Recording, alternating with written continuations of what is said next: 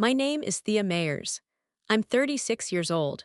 And 2 weeks before Thanksgiving, my mother called to inform me, in the voice she reserves for unpleasant errands, that I was no longer welcome at the family table. Not because I'd done anything wrong. Because my sister didn't want drama. That's the word my family uses for me, not the lie that's been shadowing my name for 3 years, not the money they still owe me, not the notarized document sitting in my office safe with my father's signature at the bottom. Just me, the drama, the problem chair at the holiday table. I didn't argue, I didn't cry into the phone, I didn't beg. But that Monday before Thanksgiving, I stood at a post office counter in my small Ohio town, 4 flat envelopes in my hands, a line of holiday shippers rustling impatiently behind me. What was sealed inside those envelopes set my parents' phones on fire before sundown. 68 missed calls by 9 that night. And what I said on my own front porch at midnight, none of them saw that coming. Least of all my sister. Welcome back to Calm Drama Stories, where quiet women finally stop paying for other people's peace. If you've ever been called difficult simply for telling the truth, you're home here.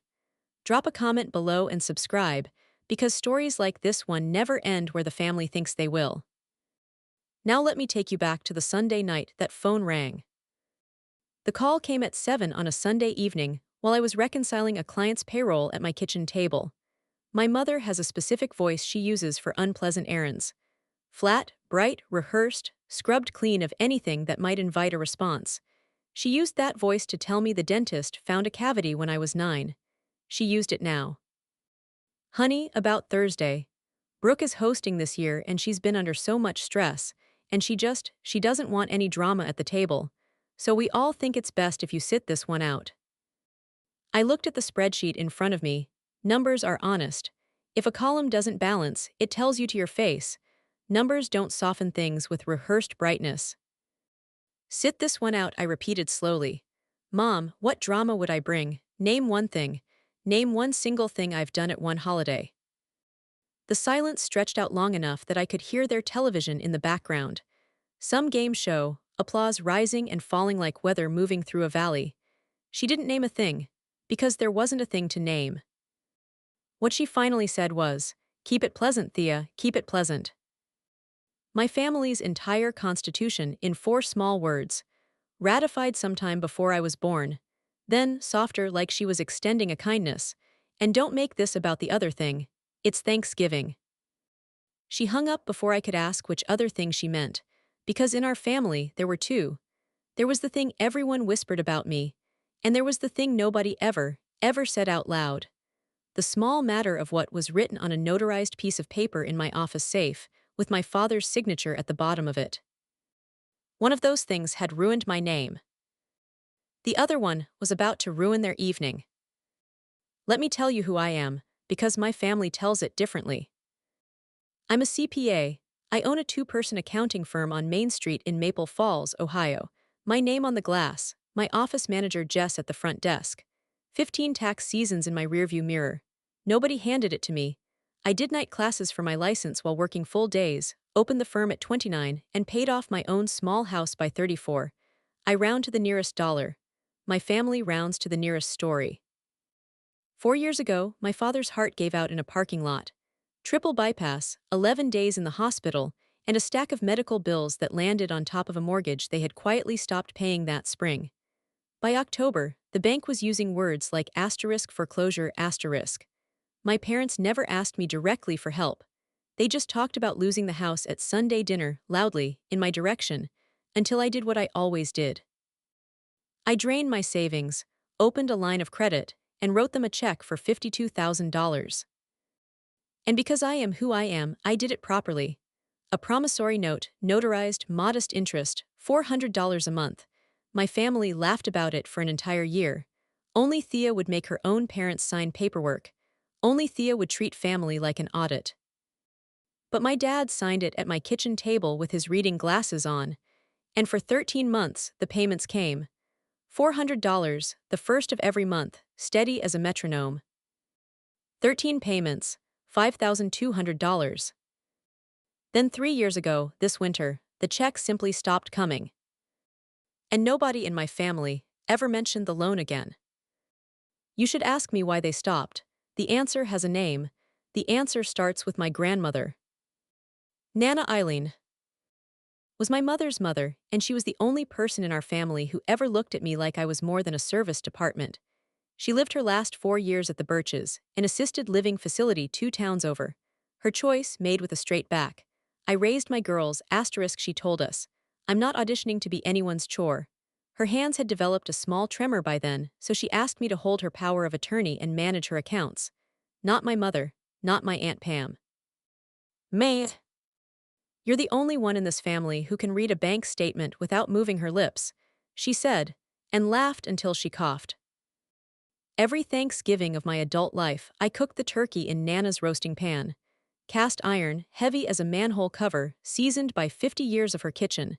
She passed it to me in front of everyone the year her wrists gave out. Other people in my family raised the toasts. I raised the oven door. That was our arrangement. And honestly, I loved my half of it. One November, while I basted, and she supervised from a chair with her cane hooked on the counter, she watched my mother reorganize the seating chart for the third time and said quietly, just to me, "You don't owe anyone a seat at a table, honey. Remember that." I didn't understand her then. I filed it away the way you file a receipt you don't think you'll need. Her checkbook lived in a small valuables safe at the Birches, signed in and out through the front desk, because I had insisted on that too. Remember the checkbook. It matters more than anything else in this story. 3 years ago in September, I sat down to reconcile Nana's quarterly statements against the billing from the Birches, the way I did every single quarter. The columns didn't balance. I ran them twice. Then a third time with a printout and a highlighter. My stomach went cold and stayed cold. $9,400 had left her account over the course of one summer. A run of checks from her personal checkbook. 2 of them large, the rest smaller, none of them mine, none of them matching any invoice from the facility. I did exactly what I would tell any client to do. I flagged it in writing to the bank that same afternoon. I called my mother, then my Aunt Pam, and told them plainly. I offered to bring in an independent accountant, someone with no last name in common with any of us, to trace every dollar. I put copies of 5 months of statements in a folder for each of them. I want you to notice something. I found the missing money. I reported the missing money. I was the only one asking questions about the missing money. And at the family meeting that October, in my parents' living room with the good coffee cups out, I watched every set of eyes in that room slide toward the one person who held power of attorney. Then my sister Brooke, perched on the arm of my mother's chair with her hand resting on Mom's shoulder like a saint in a church window, said the sentence that would cost me the next 3 years of my life. Soft as a folded napkin. Well, Thea handled all of Nana's accounts, didn't she? I'm not accusing anybody. She never accused anybody. That was the genius of it. She just lit the fuse and quietly left the room. A lie like that doesn't run, it seeps. By Halloween, my Aunt Pam had repeated Brooke's little non-accusation to both of my cousins, with her own varnish applied. By Christmas, a woman at my parents' church squeezed my mother's hand in the fellowship hall and said she was praying for the family's troubles. In January, the State Board of Accountancy received an anonymous email expressing concern about my professional ethics. No name, no evidence, no case. The board dismissed it in 3 weeks. But the word asterisk investigation got loose in Maple Falls, and words like that don't die, they hibernate. Understand what I did that winter, because my family has revised it since. I did not sulk. I fought like an accountant. I sent every relative a complete copy of Nana's records with a detailed cover letter. I asked our estate attorney, Bill Garvey, to host a family meeting where anyone could ask me anything with the documents open on the table. My father declined for everyone. This family is not a courtroom, asterisk, he said. And he said it like I was the one dragging us into court, when I was the one begging to be cross-examined. Here's the trap nobody tells you about, the one I want you to feel in your chest. You cannot clear your name if nobody will formally accuse you. There was no charge to answer, no judge to convince, no court date where the truth got a turn to speak. There was only a whisper with my name inside it, moving from kitchen to kitchen like smoke under a door. You can't cross-examine a whisper. You can only stand there holding your folder of bank statements while your family decides, one casserole dish at a time, that the quiet sister with the spreadsheets probably did something with Nana's money. Nana Eileen D. Ed in March, 2 years ago at 89. She went in her sleep, in the good building I had made absolutely certain was paid for, down to the penny. I don't have the words for that loss, so I'll give you the paperwork instead, because the paperwork is where my vindication went to be ignored. Her estate went through probate. Bill Garvey prepared the final accounting. Every transaction I had ever made under that power of attorney, itemized, documented, matched to an invoice or a receipt. The court reviewed it and approved it. On the record in black ink, my stewardship balanced to the dollar. The missing $9,400 was listed too, in careful legal language. Unauthorized withdrawals from the resident's personal checkbook. Source undetermined. Copies went to the beneficiaries. My mother and my Aunt Pam.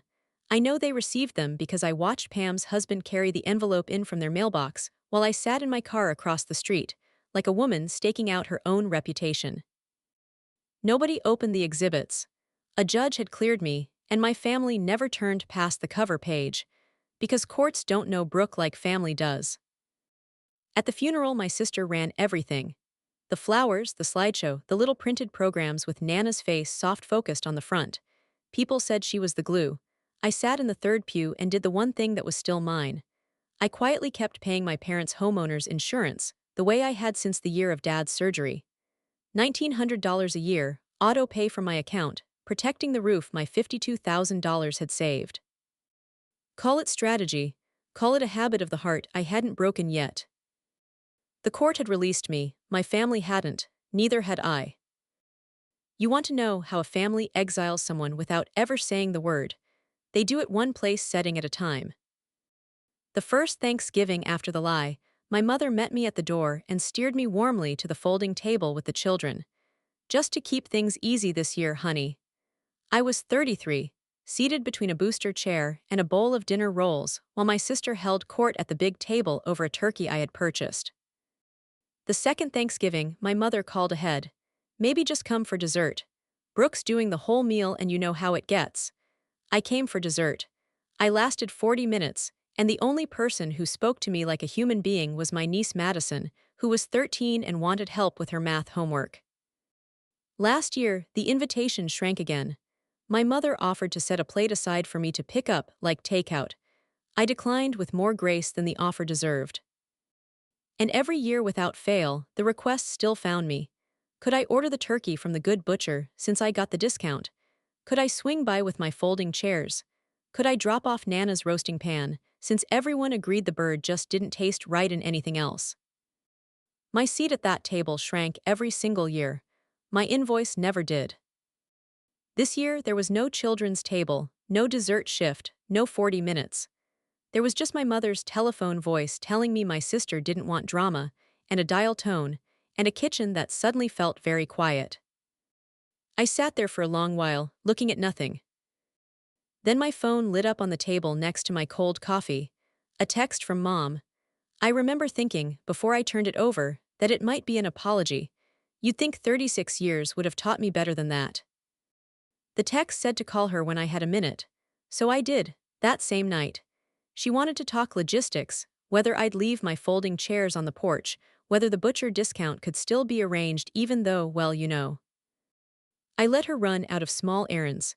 Then I asked the only question I had left. Mom, look, I'll make it simple. Do you believe I took Nana's money? I heard her breath change. I heard the kitchen clock over her stove, the one that's ticked too loudly since 1994, filling the line between us. 6 seconds.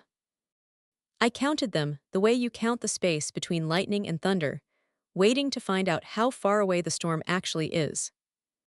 She didn't say no. Understand that. A mother who believed her daughter was innocent has a short, simple answer available to her, and she left it in the drawer. What she said when the 6 seconds were up was gentle, and tired and final. Keep it pleasant, Thea. There it was again. The family motto, stitched on every pillow in that house. I said good night and hung up and sat very still. Because here's what I understood for the very first time, sitting in my quiet kitchen with my cold coffee. My mother was not a bystander who'd been fooled. She was the referee, and she had decided the game worked better with me in the penalty box, whether or not I had ever committed the foul. Peace was the only verdict she cared about, and peace was cheapest if Thea stay. D guilty, what she feared wasn't the truth. She feared the noise the truth would make. I didn't sleep much that night. Some ledgers, once you finally read them clearly, cannot be unread. My sister called me 2 days later, which surprised me until I understood the call was maintenance. Brooke has a telephone manner like warm frosting. She's a year younger than me, sells kitchen renovations part-time, and runs our family the way other people run a brand. The group chat, the Christmas card photo in matching plaids, the flowers arranged at church, that's all Brooke. And I'll tell you honestly, she's brilliant at it. I just wanted to check in, she said, because I know Mom's call probably felt hard. It's not personal, Thea. The family just needs one calm holiday, you understand. I asked her how it wasn't personal, given that I was the only person banned. She sighed, and the sigh had rehearsal in it. Then she said the thing I want engraved somewhere, because it explains my entire childhood better than any therapist ever has. You're better with numbers than with people, Thea. Let me handle the family. Let me handle the family. Like the family was a difficult client. Like our parents, our cousins, our dead grandmother's memory were accounts in her book of business, and I was a billing error she was smoothing over. Here's the strange part I didn't expect. Underneath all that frosting, she sounded exhausted, bone-tired, the way you sound when you've been carrying something heavy so long you've stopped mentioning it. I noted it the way I'd note an odd number in a margin. No explanation yet, just a flag.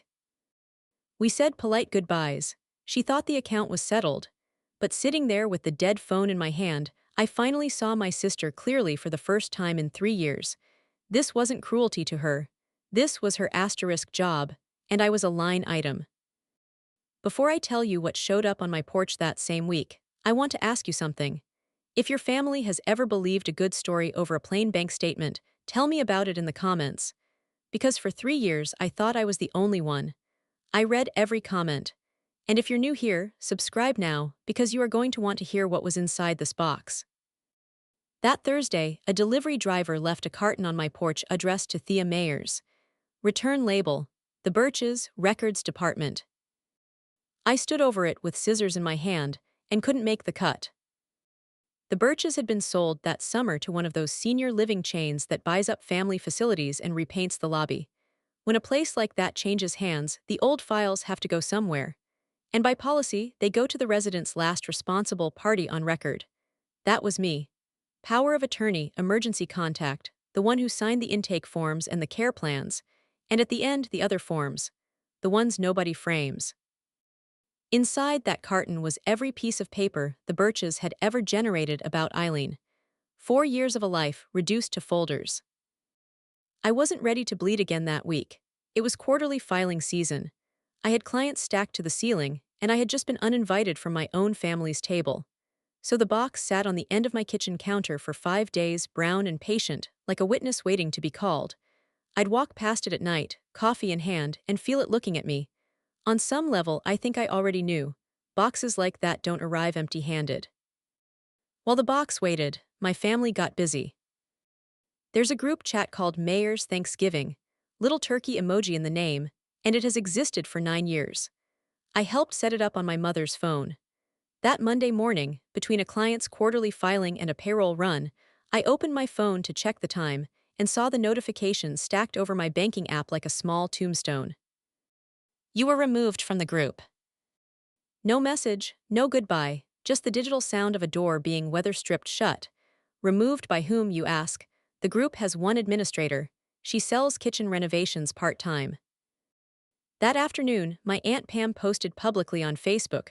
Publicly, mind you, the woman CCs the whole county, a little devotional graphic of autumn leaves with the caption, "So thankful for a peaceful family this year. God is good." 41 likes by supper.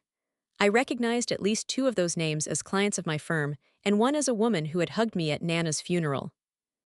Kyle, my sister's husband, put a laughing emoji on a message I'd sent Madison asking what time she got out of practice, which had nothing to do with anything, but bullies in a herd get sloppy.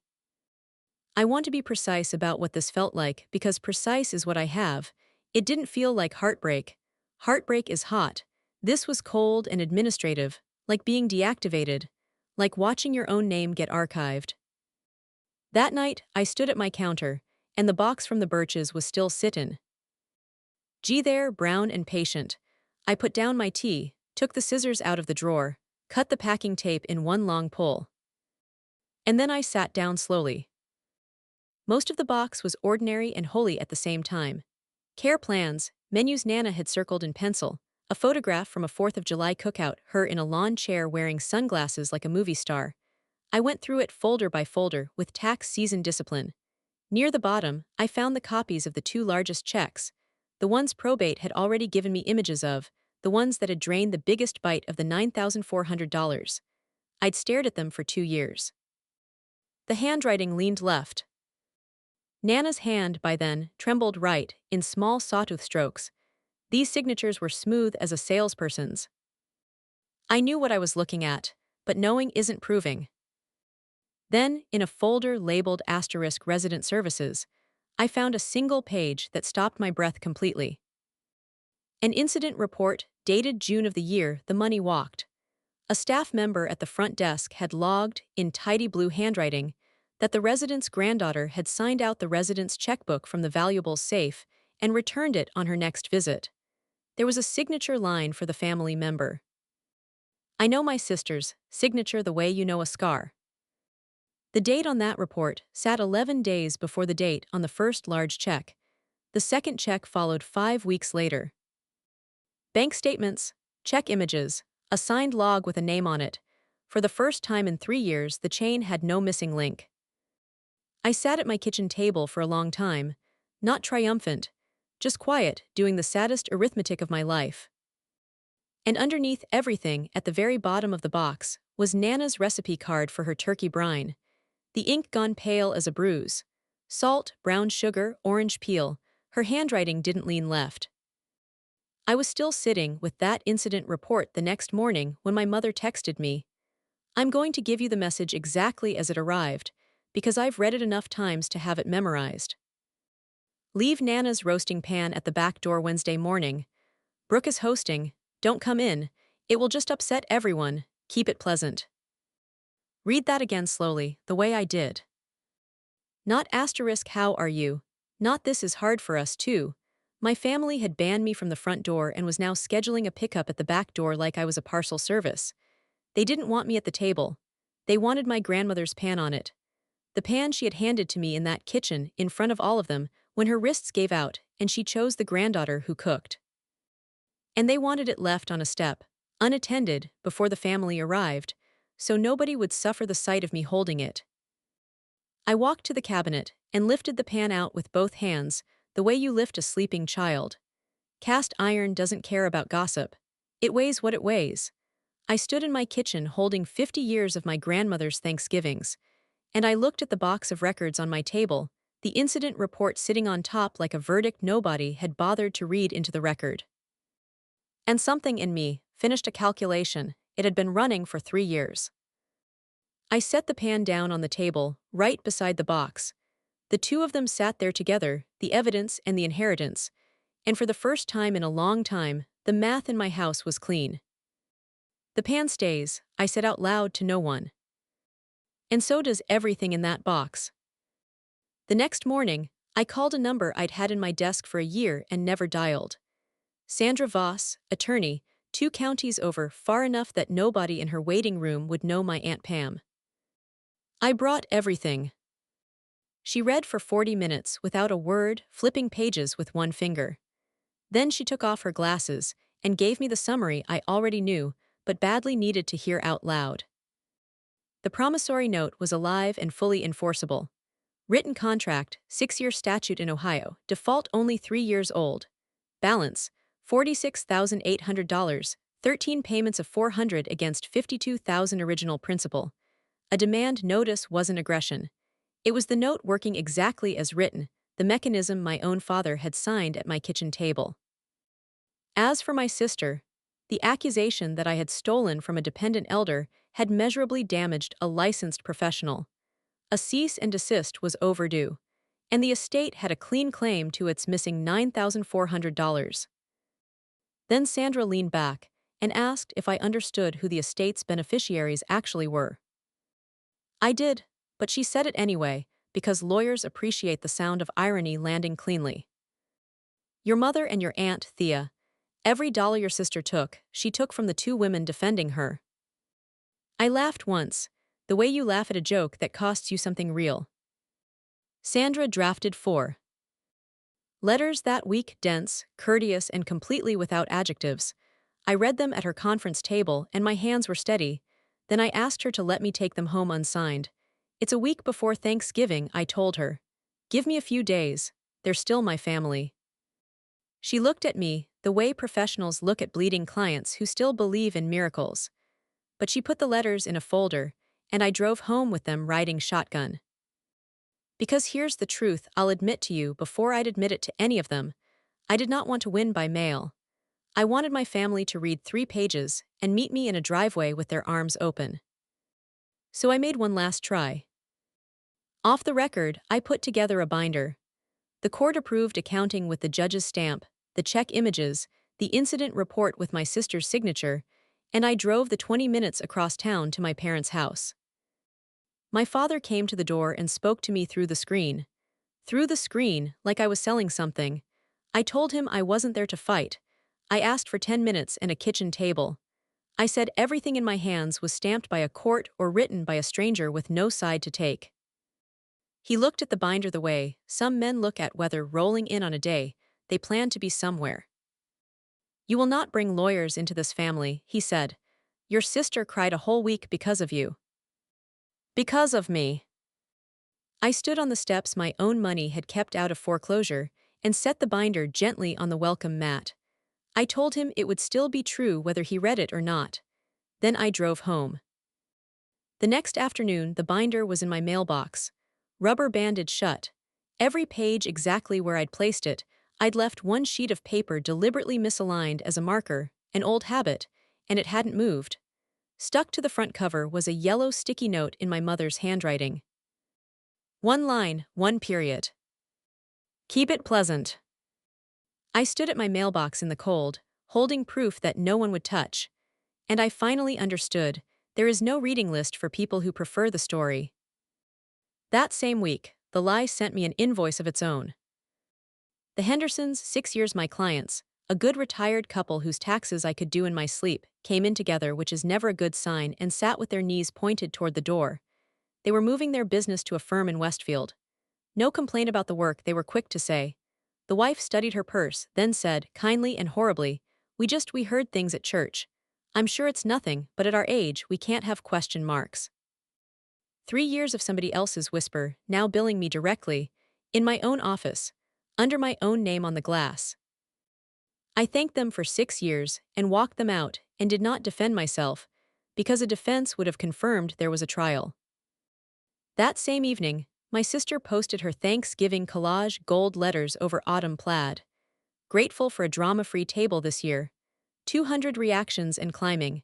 And there in the comments, between the prayer hands and the hearts, a woman from the church wrote the sentence that made my decision for me. Every family has one. Bless you for protecting the peace. Every family has one. I sat with my thumb over the screen and felt that phrase settle into me like a stone finding the bottom. I did not comment. I have never once fought my sister on her home field because you cannot outstory a storyteller. The crowd is hers. The lighting is hers. The edit is entirely hers. But I know a field she has never once played on. It has certified mail and return receipts and a judge's stamp. And the lighting there is fluorescent and very, very honest.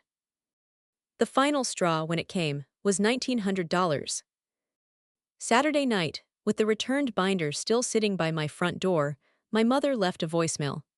I stood at the counter and listened to it twice, because the first time I genuinely thought I had misheard. She did not ask how I was. She did not mention the binder she'd returned like a rejected casserole dish. She reminded me to leave the pan at the back door Wednesday before 10 if possible, because Brooke liked to get the bird in early. And then in the same breath, in that bright errand voice, Oh, and honey, the homeowner's insurance bill came. 1900, same as always. You'll take care of it like every year, won't you? Okay, love you, click. I stood in my kitchen, and I actually smiled, which frightened me slightly. Banned from the table, and billed for the house in the same 7 days. They had, without meaning to, finally written it all down in one place, the way I had been begging them to for years. We do not want you. We want what you carry. The pan out of your hands, the premium out of your account, the silence out of your mouth. It was, in its way, the most honest communication my family had sent me in 3 years. S. Oh, I answered it honestly. I poured a cup of tea I never drank. I sat down at the table between Nana's pan and Nana's records, and I opened Sandra Voss's folder. I read all 4 letters one more time, start to finish, like a professional. Then I took out my good pen, the one clients sign with, and I signed each letter in turn.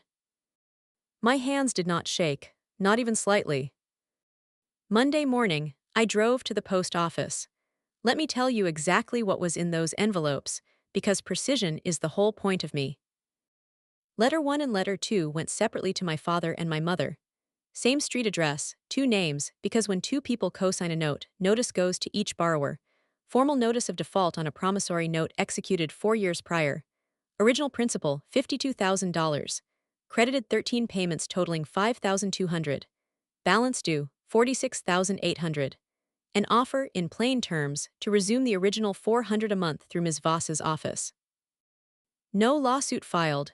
Interest accrued to date, waived, if a schedule was signed within 30 days. Attached, the cover page of the probate court's approved accounting with the stamp showing.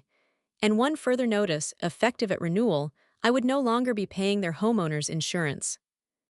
Letter 3 went to my sister. A cease and desist regarding statements accusing me of theft from a dependent elder, statements that had measurably damaged a licensed professional. Attached, the check images and the incident report from the Birches, with her signature logged 11 days before the first check cleared. 2 requirements. A written correction sent to every family member who received the original story by December 1st, and repayment of $9,400 to her grandmother's estate, where the law says it belongs, which means, in the end, to our mother and our aunt. Letter 4 went to Aunt Pam. The full court accounting she had never opened, and a courteous request to stop repeating claims a probate judge had already formally retired. There was not one line of feeling in any of them. No childhood, no Christmas, no how could you. Feelings had run this family for 3 years and feelings had lost. It was paper's turn.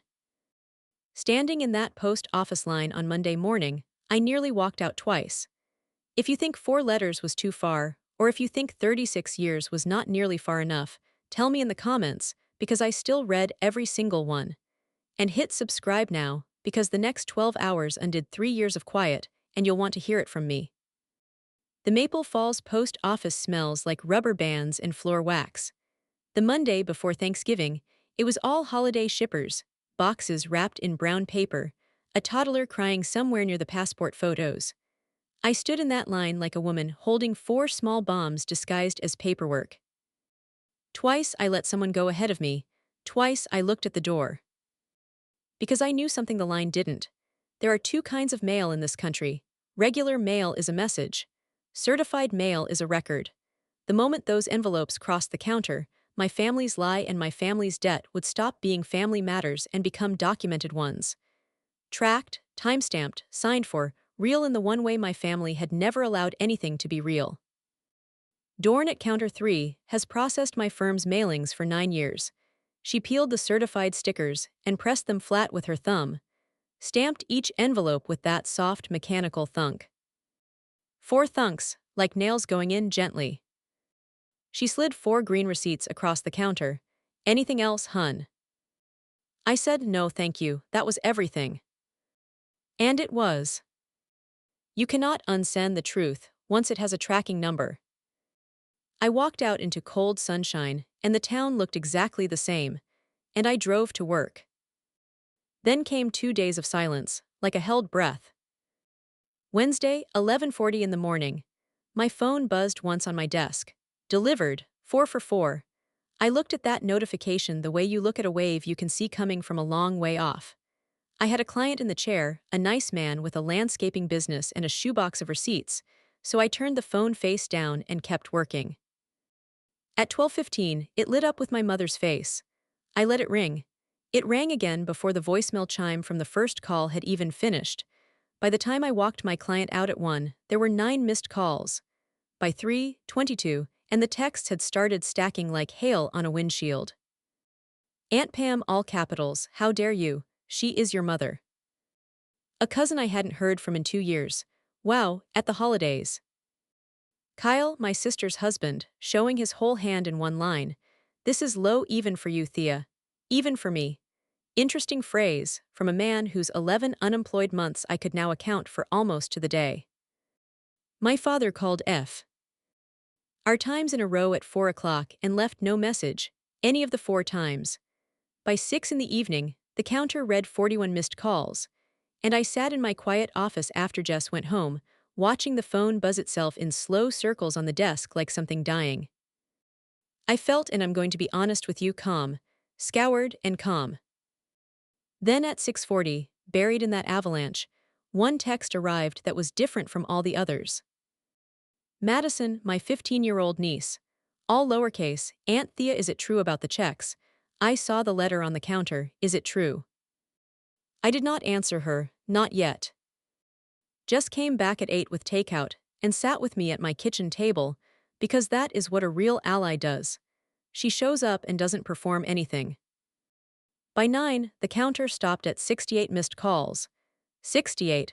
My family had not called me 68 times in the previous 3 years combined. We ate and I played the voicemails on speaker, spaced out like tastings of something bitter. My father early at full boil. Lawyers, Thea, lawyers, your own mother and father, you call me tonight. My mother later, smaller, crying in that careful way she has where the tears never smear the words. Honey, please. Whatever this is about, we can talk after the holiday. Just please, honey, keep it pleasant. Even at the bottom of all of it, even then, the family motto, worn smooth as a river stone. And it was Jess who noticed what I had noticed, and said it out loud, around a mouthful of noodles. She's not asking if it's true. Nobody has asked you if it's true. Nobody ever had, not once in 3 years. The last voicemail of the night came at 9:40, and it was Brooke.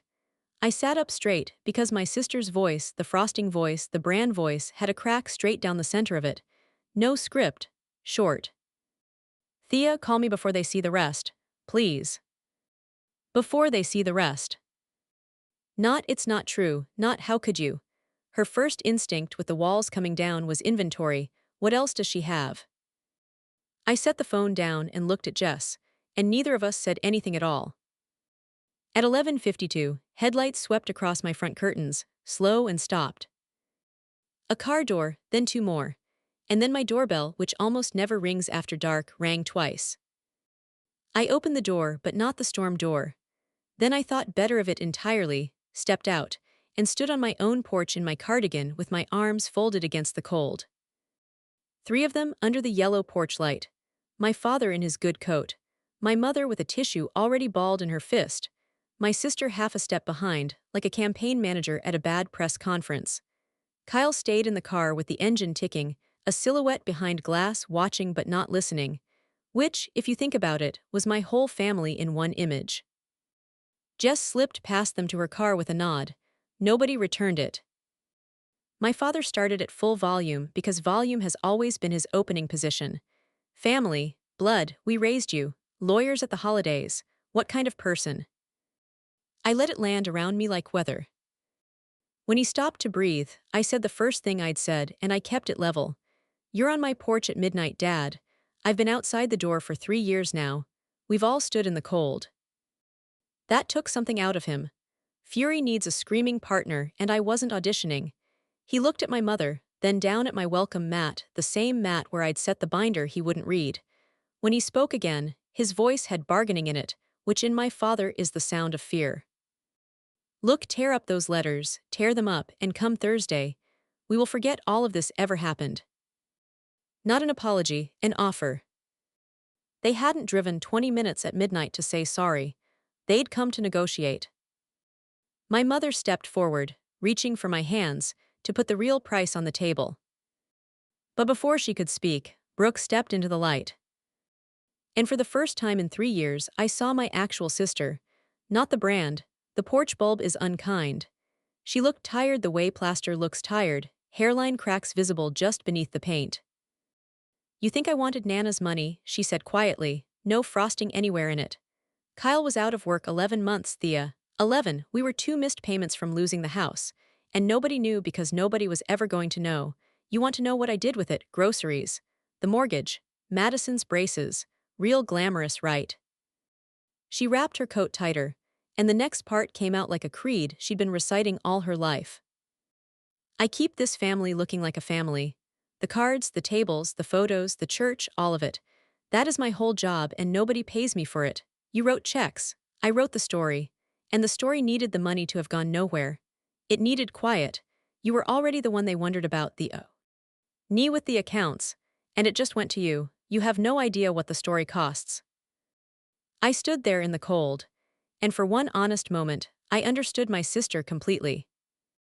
The same house that taught me to buy my place with checks had taught her to buy hers with appearances. And hers ran on fear the same as mine. She stole quietly for the same reason I paid quietly. Because in our family, needing something out loud was the one unforgivable act. Understanding is not absolution. She let my name burn for 3 years to keep her story warm, but I finally knew what I was standing across from, not a monster, a bookkeeper of a different ledger. My mother took my hands then, and hers were freezing, and I let her hold them while I said what I had never once said out loud.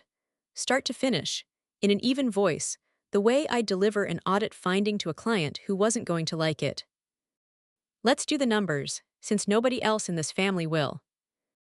$52,000 4 years ago, so you'd keep the house. Signed, notarized, witnessed. 13 payments came back, 5,200. The check stopped the same winter my name went into the ground. And still I kept paying your homeowner's insurance, $1,900 a year, 4 years running out of my pocket, while I sat at the kids' table, then the dessert shift, then nowhere at all. $9,400 left Nana's account through her own checkbook. I found it. I reported it. I asked for an independent audit. And this family looked at me like I'd tracked mud on the carpet. A judge stamped every transaction I ever made, and none of you turned past the cover page. I looked at Brooke. You told me once I'm better with numbers than with people. You were right. Those are the numbers. There's one more line item, and it doesn't have a dollar sign.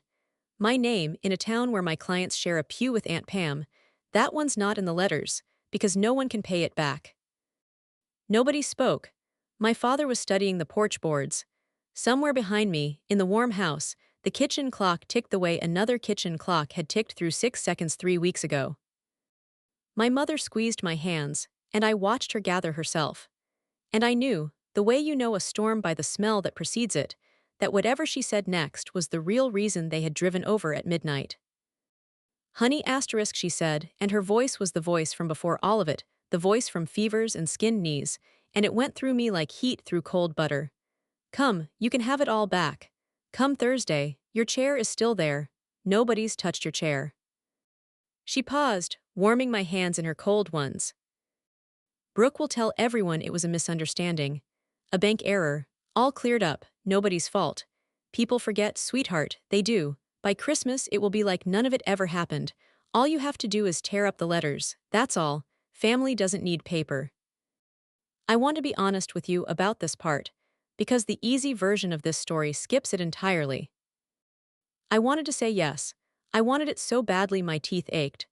36 years of wanting it stood up inside me all at once. The chair, the table, the kitchen steam, my mother's hands exactly like this. I saw myself at 7, carrying plates nobody had asked me to carry, glowing every time somebody said, "What would we do without Thea?" There it all was, gift-wrapped, one signature away. And then the words did what words do when an accountant finally holds them still. A bank error, my name would come back clean, laundered through one more lie.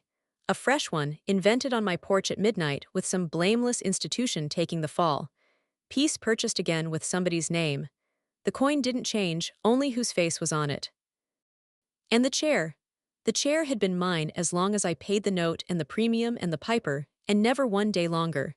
They were not offering me my place back, they were offering to sell it to me.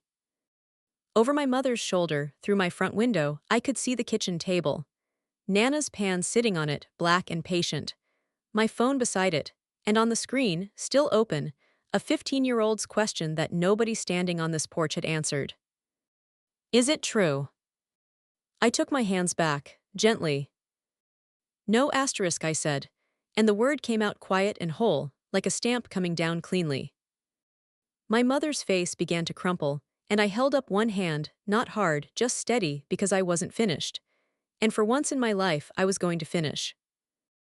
Here's what happens instead. I'll say it once, slowly, because it's simpler than you think. I am not tearing up the letters, the debt is real so it stays. But hear the rest, Dad. $400 a month, same as your own signature promised, through Ms. Voss's office starting December. No lawsuit. No lien, I'm not taking the house. I looked at my father, until he looked at me. I'm not. I don't take roofs from family, I just stopped donating mine. To my mother, the insurance is yours now, it always should have been. And Brooke, my sister, lifted her chin, the campaign face appearing reflexively, and I almost admired it. Your letter goes out by December 1st to every person who got the other version. The true one, not a bank error, the truth in your handwriting, or Sandra Voss files, and everything in that envelope gets read into a public record instead of a Christmas card. Your choice. It was always your choice. My mother was crying now, the careful tears gone finally and completely messy. She said the thing mothers say when the price lands on their own side of the table. Why are you doing this to us at Thanksgiving? Why can't you just? She didn't finish, because we both heard the next words coming, and neither of us could bear them twice. Keep it pleasant, I said quietly. Pleasant was the most expensive thing this family ever bought, and I kept the receipts. The porch went very still. Somewhere down the street, a dog barked twice and gave up. You can have the piece, I told them. All three, each in turn, ending on my mother and saying it the way you set down something heavy and precious and finished.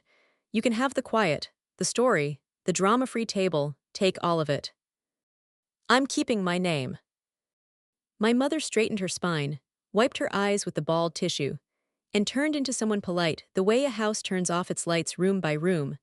Well, asterisk, she said, just well. She took my father's arm, and she chose him and the story and the car, and I stood on my porch and let her. The car doors closed, one then another, soft as commas. The engine turned over. Brooke didn't move. She stood on my bottom step with her arms crossed, looking out at the street like it owed her money. We stayed like that for a moment, two sisters, one porch light, 30-some years of unpaid invoices hanging in the cold between us. You could have just paid it quiet, asterisk, she said finally. Not even angry, almost curious the way she'd always been about me. You'd have been back at the table by Easter, that's how it works. I know, I said, that's why it had to be certified. She looked at me then, really looked, and I watched the professional in her do the math, the one kind of math she's genuinely gifted at. The math of standing and audience and cost. Whatever total she reached, it settled her shoulders half an inch. She nodded. The small nod one bookkeeper gives another across a closed account. She went down the steps and at the bottom she stopped, her back still to me, breath showing white in the headlights. The letter will go out Monday, she said. That was all. Not asterisk sorry, not you were always the strong one. My sister has never once apologized in her life, and I would have distrusted it if she'd started on my porch at midnight. But a commitment with a date on it, from Brooke, that was a signature. She got in the car.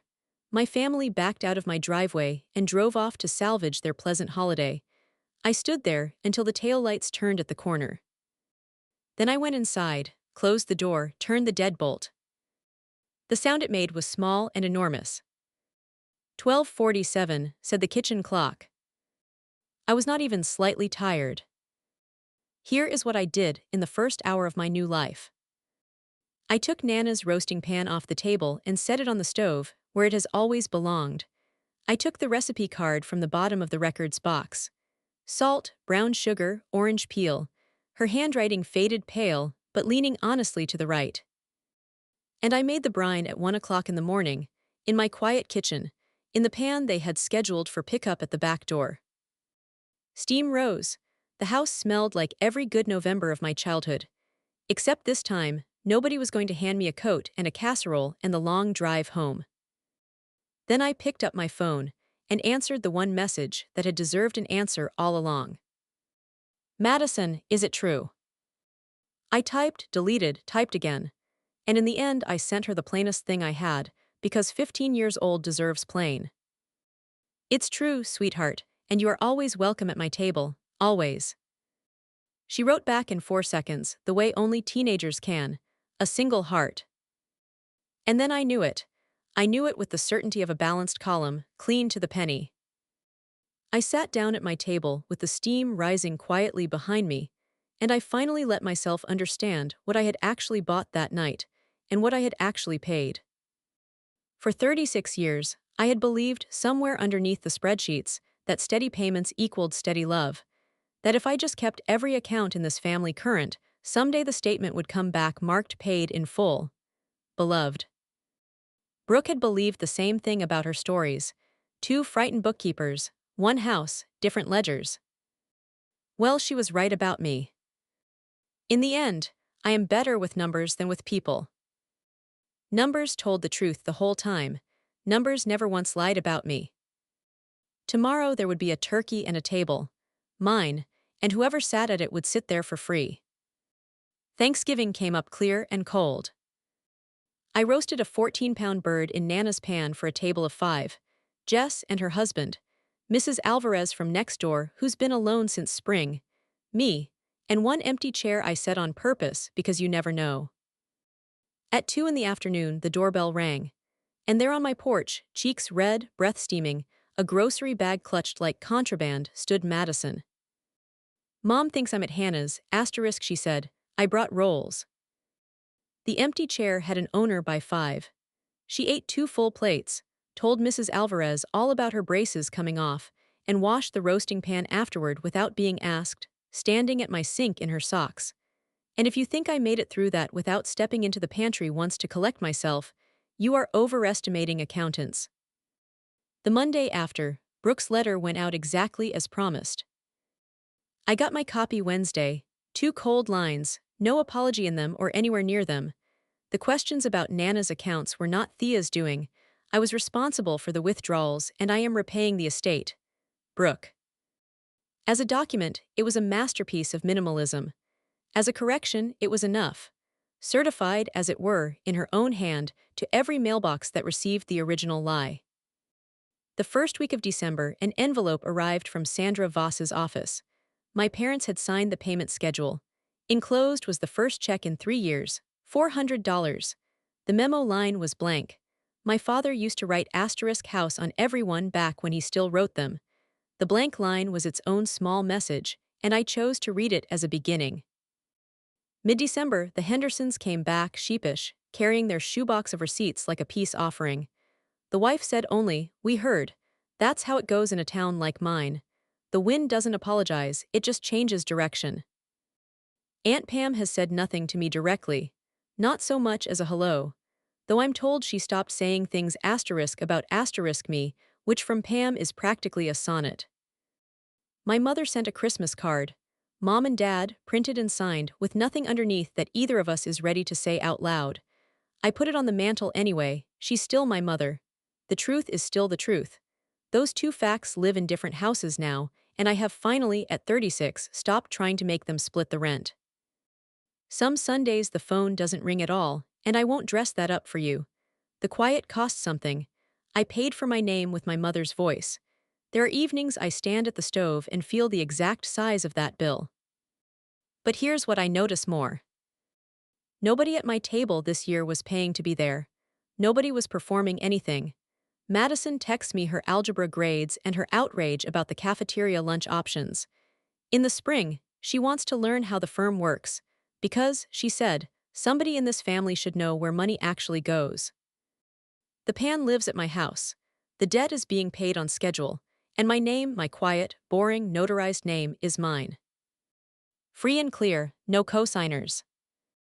Here is what 3 years and 4 certified envelopes taught me. Peace that has to be purchased isn't peace at all. It's a debt. Collecting interest in somebody's name. And the family ledger only balanced on the night I stood on my own porch in the cold and said quietly to the people I love most, "You can have the peace, I'm keeping my name." 4 green receipts, 68 missed calls, a turkey brining in Nana's pan at 1 o'clock in the morning. That was the price of my name. And it was worth every single cent. If you've ever paid and paid for a piece you were never allowed to sit inside, tell me your story in the comments. I read every one. And subscribe to Calm Drama Stories, because next week, another quiet woman finally stops paying.